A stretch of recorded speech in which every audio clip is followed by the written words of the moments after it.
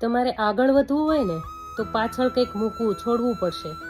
જેવી રીતે for example એક હોડી હોય છે, એ એના કિનારે બાંધેલી હોય છે.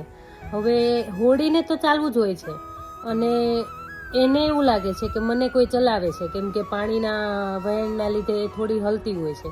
પણ જ્યારે મોર્નિંગમાં ખબર પડે છે હોડીને કે હું તો જ્યાં બંધાયેલી હતી ત્યાં જ છું. એવી જ રીતે આપણે પણ સપના જોઈએ છે. સપના તો બહુ મોટા મોટા જોઈએ છે કે હું એટલો મોટો માણસ બની જઈશ, આમ કરીશ, તેમ કરીશ, પણ ખાલી સપના જ જોઈએ છે.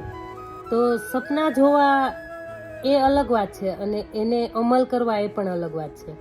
તો તમારે ફ્યુચરમાં આગળ વધવું હોય તો એમના માટે તમારે અમુક વસ્તુ એવી હોય કે એ છોડવી પડશે. ધારો કે તમે મિત્રો સાથે ટાઈમ પાસ કરતા હોય, એટલે ટાઈમ પાસ મતલબ ટાઈમ પસાર કરતા હોય, ધારો કે 3 કલાક